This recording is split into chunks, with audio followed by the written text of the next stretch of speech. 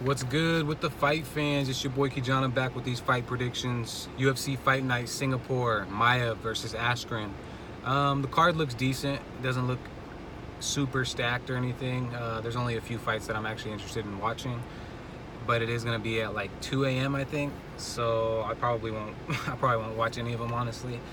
I wrote some notes down for some of the fighters that I don't know too much about, and yeah, I missed the last 2 weeks of fight predictions. I did do my own picks and stuff for those weeks, but I didn't get a chance to do the videos for them. So sorry to all my subscribers. But yeah, I'm probably only gonna be able to do the main cards from now on. Occasionally I'll be able to do these cards when I have the time to do them. But yeah, I'm most likely gonna be just doing main card fight predictions, such as like the Diaz versus Masvidal. George Masvidal. So yeah, that's next week. I'm really looking forward to that one. But I'm gonna get straight into it. Jeff Hughes versus Rafael Paseo. Jeff lights out Hughes. 10-2 record, 4 KO/TKOs, 1 sub win, 1 KO loss, 1 decision loss. His last fight was ruled a no contest versus Todd Duffy. It was a very it wasn't a bad performance by Jeff Hughes. Yeah, I felt like Todd Duffy probably could have kept going in the fight, but who knows? I mean, maybe his eye really was just fucked up and he couldn't do anything about it because the eyes are super sensitive. So we've seen that. We've been seeing that a lot more lately in the UFC, people getting poked in the eye and not being able to finish, or just weird stuff happening, just like the Jeremy Stevens fight and stuff. So yeah, I mean, it's not really on either of the fighters. So it was ruled a no contest. He had a split decision loss to Maurice Green before that. And Maurice Green is kind of like an up-and-coming heavyweight guy. He's pretty big for the division as well. But yeah, this dude, Jeff Hughes, is a pure striker. He hits pretty hard. Like I said, he was having a good performance versus Duffy towards the end, and it just didn't go in his favor or Todd Duffy's favor. He uses a lot of feints and throws a lot of uppercuts and hooks. He's a power puncher, man. This guy has pretty good clinch work. Yeah, he was a defensive end in high school, so he does have a little bit of football background. So his takedowns are decent. They're not too bad. He does train with Stipe Miocic. He's a durable fighter. He has really good cardio for a heavyweight. A lot of the heavyweights tend to gas out within like 1 round or 2 rounds, which is, I mean, which is normal if you're carrying a lot of weight around. If you're 200 plus pounds, it's hard to have good cardio at that kind of weight. I mean, for anyone. He throws decent kicks as well. He throws some pretty decent leg kicks. Rafael Paseo, 9-1 record, 6 KO/TKOs, 1 sub win, 1 sub loss. He's a slow striker, man. Slow starter too. Very flat-footed, and he's hesitant in his fights. Every single fight that I've watched, he's been hesitant in. I honestly don't know how this guy has a 9-1 record. I guess because his BJJ is pretty good. He has a BJJ background. Yeah, he's 6'4".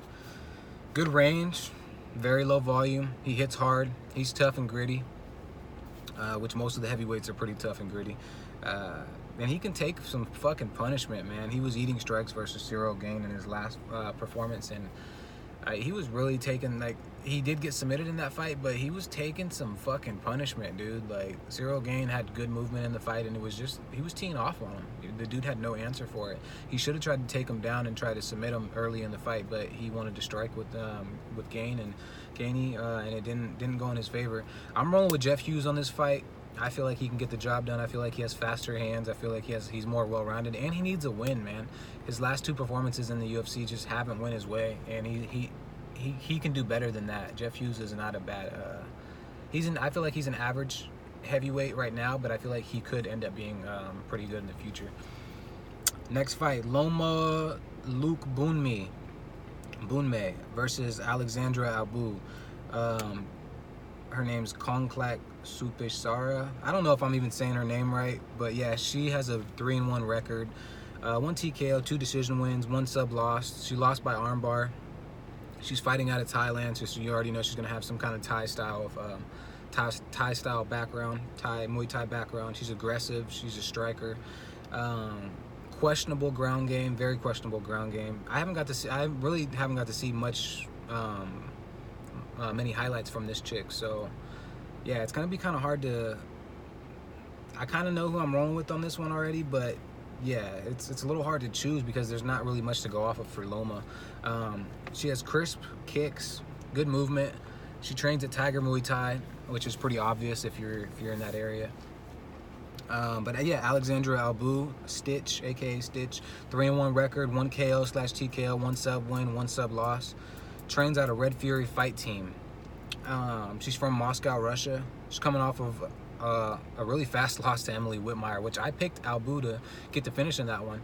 She's just like a freakish specimen. Like, she has a fucking, I think I said it in one of my older videos when she was fighting Emily Whitmire, she has like a CrossFit body type.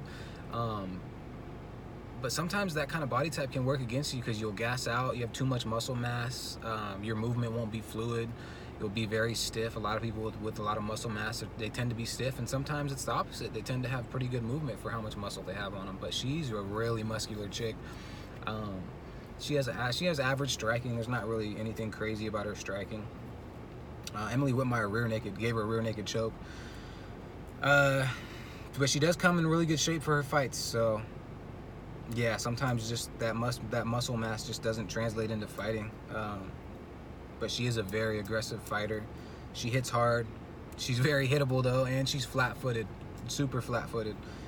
Doesn't move her head. She just walks her opponents down. She gets hit while she's throwing strikes and shit. So, I mean, this girl could kick her in the head, or fucking she could TKO her. This Loma chick could definitely TKO Alexandra Albu, but I just don't see it happening. I'm rolling with Stitch. I'm rolling with Albu on this one. I feel like she'll get the decision victory. Maybe she can get the finish. Hopefully she gets the finish, because I'll be picking her most likely in DraftKings and maybe in some of my parlays. Next fight, Sergey Pavlovich versus Maurice Green. Sergey's 13-1 record, 10 KO/TKOs, 3 decision wins, 1 TKO loss. Won his last fight by KO versus Marcelo Golm. It's not really that an impressive performance. A lot of people were hyped about Marcelo Golm when he first got in the UFC, and then the hype kind of just went away when he started losing. So yeah, he got TKO'd. This guy, Sergey, got TKO'd by Alistair Overeem in his previous fight. He really had no answer with the clinch work that Overeem had on him. Overeem was just way more experienced, dude. The guy's been around for a fucking while, dude. Since Pride, even before, like, he's been around for a fucking long time, dude. This guy leaves his chin really high. No answer on the ground as well when Alistair had him on the ground and shit.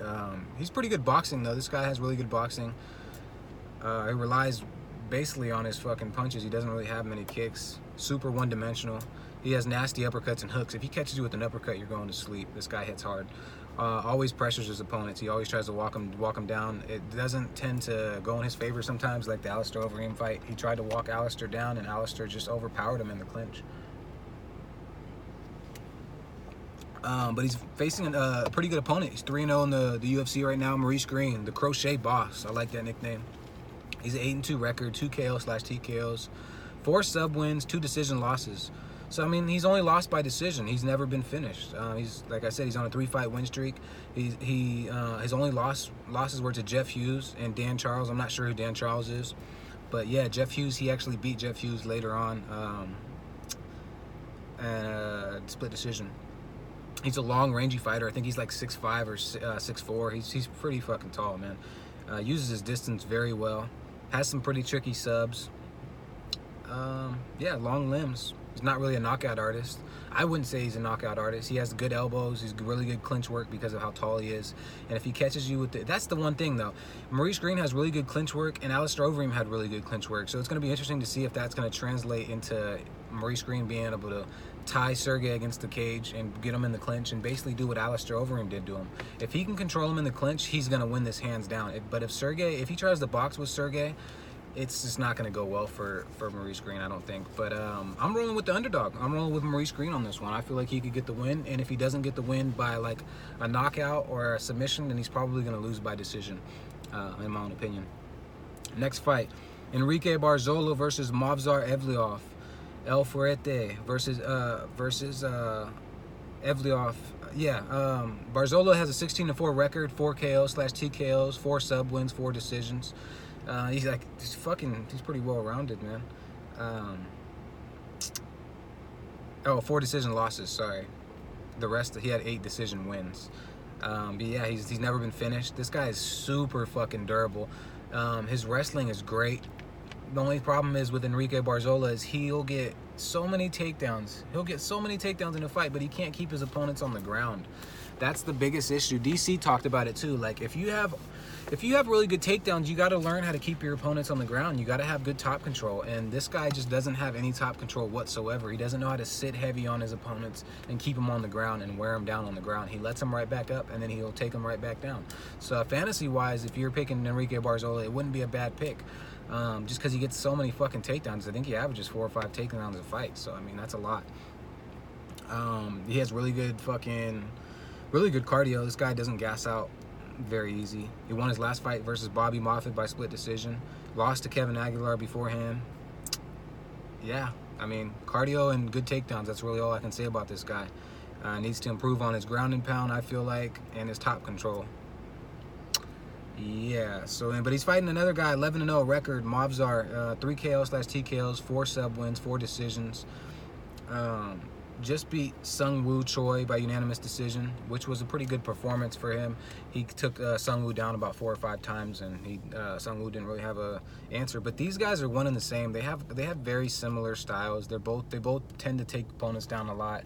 The only thing that's different in this fight is Movzar has better top control than Enrique Barzola, in my own opinion.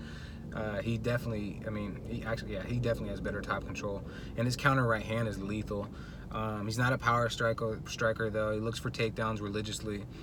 Has better, like I said, better top control. Very similar style. It doesn't throw many kicks. So his chain wrestling is pretty good. So this is going to be a wrestling matchup. I mean, or who knows? It's going to be more. It might even be a striking battle for whoever the better striker is. But I feel like this is going to be a lot of takedowns. Probably a boring fight in my own opinion. Neither of these guys are really fun to watch to me. I'm going to roll with Movzar just because he has better top control. I feel like he could get Enrique Barzola down. But Enrique Barzola is definitely wiry, has a lot of cardio, and he definitely could go the distance with Movzar. But if it goes the distance, Movzar most likely is going to win. So I'll pick Movzar by decision. Next fight, Rafael Fiziev versus Alex White. Atman, Rafael, 6-1 record, 5 KO/TKOs, 1 sub win, 1 KO loss. He lost his debut versus Magomed Mustafayev. Yeah, that's how you say his name. He really had no answer for this guy. Rafael started off super slow. He didn't really get a chance to show anything that he had. He has a Muay Thai background. He has over 200 fights in Thai fighting. Like, this guy's a multiple international champ in Muay Thai. Like, he's very explosive. He's a polished striker. He just didn't get to show anything because that fucking dude, that heel kick, like, he had his hand up. He blocked the heel kick versus Magomed, and it still, like, knocked him down, and it dazed him. He was rocked, and then he just got finished. So he always pressures his opponents. He was pressuring Magomed in that fight, and it just didn't work to his advantage. But he has really vicious knees and uppercuts. This guy's knees and uppercuts are, like, ridiculous. If he hits you with one of them, you're probably going to sleep. He didn't get a chance to even get Magomed in the clinch because Magomed was keeping his distance. So if this other dude, Alex White, keeps his distance, which I don't see that happening. The Spartan, 13-5 record, 5 KO/TKOs, 5 sub wins, 1 KO loss, 1 sub loss, 3 decision losses. Coming off a win over Dan Moret, decision. Hasn't really fought anybody of significant name. This guy, Rafael, yeah, he's very new to the game, but I mean, I don't know, man. Alex White's very average. Very average. There's not really much to say about him. He has decent takedowns, decent cardio, tends to gas by the end of round 2, early round 3. He does have the height and reach advantage for this fight, so if he can keep the distance like Magomed did, or if he can take this guy down, because we don't really know if Rafael has really good ground game. He does have 1 sub win, but that was outside of the UFC. Maybe it was probably to a lower level opponent. So, I mean, Alex White could definitely give him a run for his money, but Alex White's been knocked out a few times. So, or no, he's been knocked out once, but still. Yeah, I'm rolling with Rafael in this one. I feel like he'll get the job done. I feel like he's going to really put it on Alex White in this fight, just for the simple fact that he didn't get to showcase any of his skills in his last fight. So he's going to want to show the UFC what he can do. Rafael all the way on that one. Probably a second round TKO. Next fight, Muslim Salikov versus Laureano Staropoli. King of Kung Fu, man. I like that nickname too. 15-2 record, 12 KO/TKOs, 2 sub wins, 2 sub losses, both by rear naked choke. Gotta look out for that. If he's fighting a submission specialist that's really good with rear naked chokes, that's gonna be a key factor for this guy. This guy has really nasty spinning hook kicks. He uses them in every one of his fights. Crisp striking. Sanda fighting background. That's Chinese kickboxing or boxing for people that don't know. Like wushu Sanda. He's a very technical, crafty striker, dude. This guy can put anyone away if it's on the feet. Decent cardio. Very hard to read. He's an unorthodox style of fighter. And I mean, he can hit you with anything and you're going to probably go to sleep. So he throws very nice combos. He's not a one strike kind of guy where he just throws one strike and then dips out, throws one strike and then dips out. This guy throws a fury of punches. He'll throw a 4, 5, 6 combination at you. And yeah, he throws his opponents off guard with that kind of shit. And he's fighting Laureano Staropoli, El Matador, 9-1 record, 5 KO/TKOs, 2 sub wins, 1 KO/TKO loss, 7-fight win streak. Unanimous decisions in his last 2 UFC performances. He's a very polished counter striker. I feel like his counter striking is pretty good, but he's always on his back foot. And usually people that are on their back foot, in my own opinion, it's just not smart to be on your back foot as a fighter. Even if you're good at fighting off your back foot, I just feel like that's not a smart way to fight. You're very susceptible to being knocked out or just taken down when you're going backwards. That's just how it is, to me. So yeah, this guy's a really good counter striker, but he's always on his back foot. Every one of his fights, he's going backwards. He hits hard, precise striker, has armbar and Kimura wins on his record. So I mean, maybe he'll look to take this guy down. Maybe he'll look to take Muslim down and try to submit him. But I just don't see that happening. I'm gonna roll with Muslim Salikov on this one. King of Kung Fu all the way. I feel like he's probably gonna piece this Laureano dude up. I think he's really going to piece him up, actually, with his striking. I just hope he doesn't gas out in this fight, because sometimes he does tend to gas around the end of the second round. Next fight, Randa Marcos versus Ashley Yoder.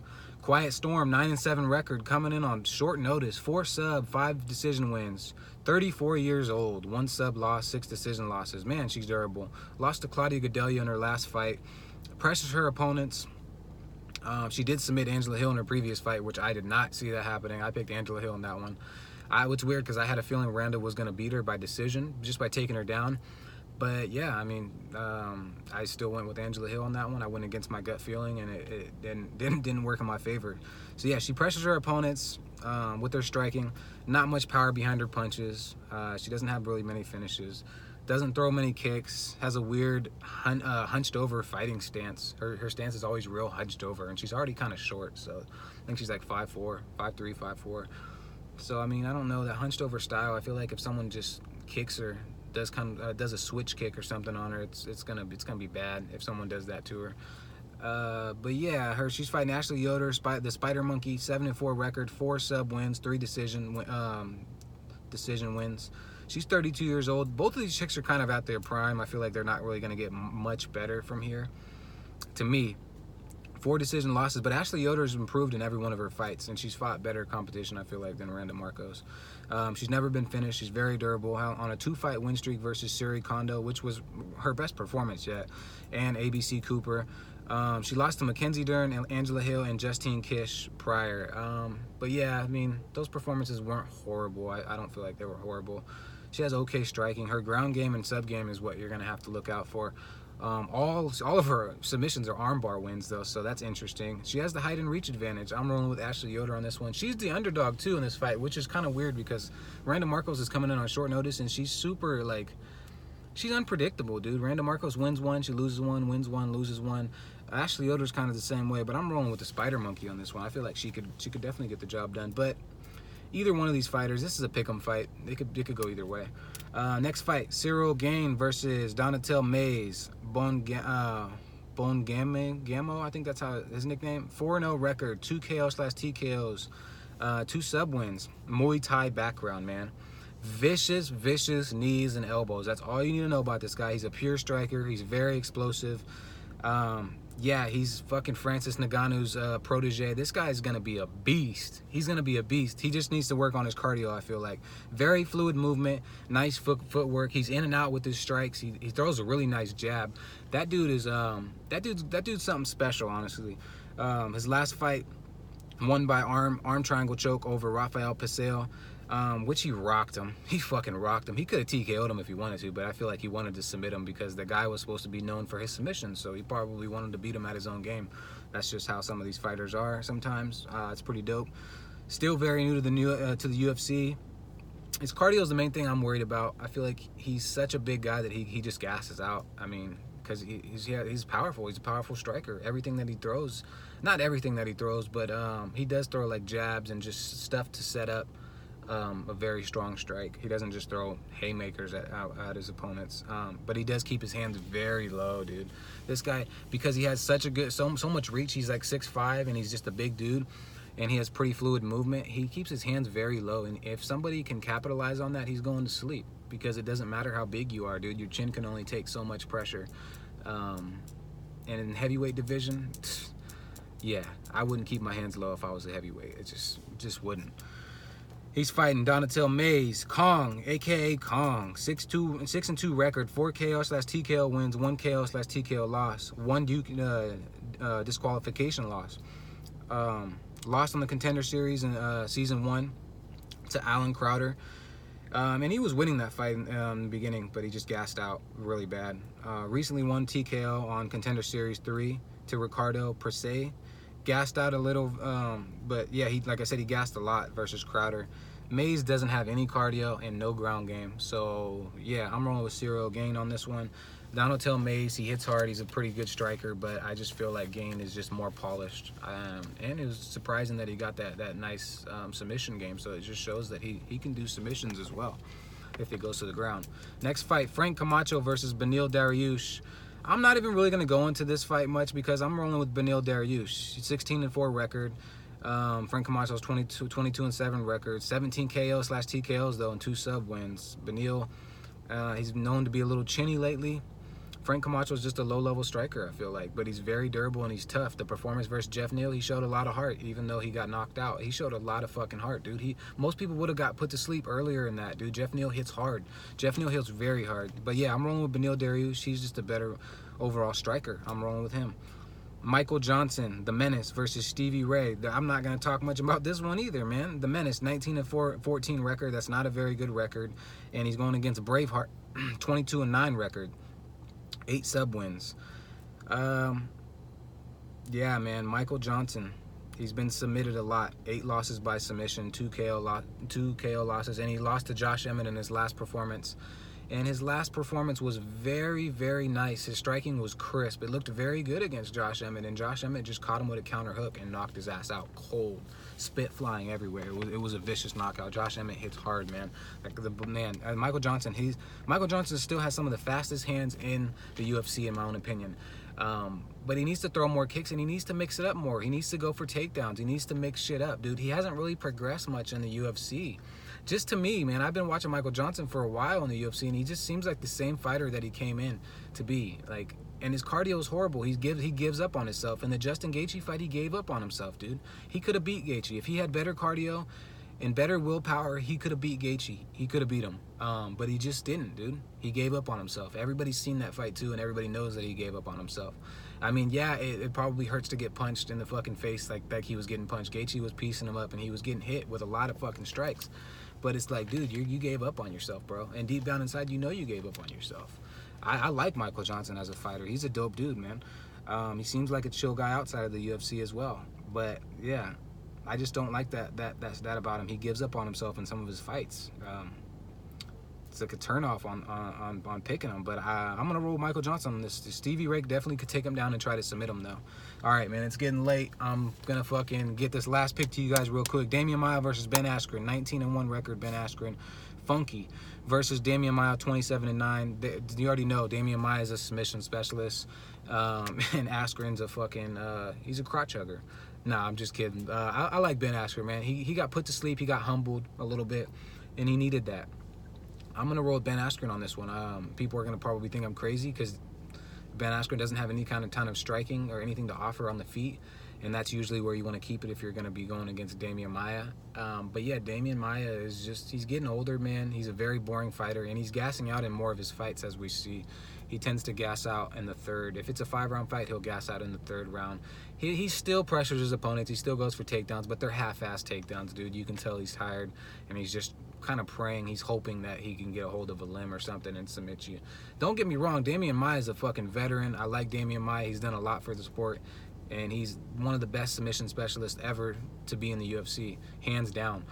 But he's just never progressed. He never worked on his striking. He's another one of these one-dimensional fighters that only has ground game. And he only has ground game and a jab. That's all he has. He has ground game and submissions, and his takedowns aren't that great. If he would have worked on his wrestling a little more, on his types of takedowns, maybe his judo, and worked on a little bit more of it, polishing his striking up, he could have been great in the UFC, especially in his prime. But all he kept working on was his submissions, and it's just, I hate fighters that are in the UFC for that long and they don't ever try to branch out and work on different techniques. We all know what you offer. We all know that you're a wrestler. We all know that you're a submission specialist, but what else do you have to offer? It's mixed martial arts. There's a reason why it's called that. It's more than just one fucking type of fighting style, you know? It's cool that you can beat someone in your fighting style, but let's get some other styles in that bitch, dude. But yeah, I'm rolling with Ben Askren. I'm rolling with Funky. He's gonna want to get a win. He's hungry, man. He's hungry. And that knockout from Jorge Masvidal, it just shut him up, dude. It was vicious, dude. I honestly thought the guy was dead. Like the way his body just kind of seized up and his foot was just stiff. And when the ref rolled him over, he was like paralyzed. That motherfucker was stiff as a board. But yeah, I mean, he kind of needed that. I feel like. But yeah, I'm just rambling on now. These are some decent fights. I hope everybody enjoys the fight card. And yeah, if you guys want to like, subscribe, comment, let me know who you guys are picking. I appreciate all the subscribers so far. Trying to get them up a little bit more. Yeah, so enjoy the fights and stay safe, y'all.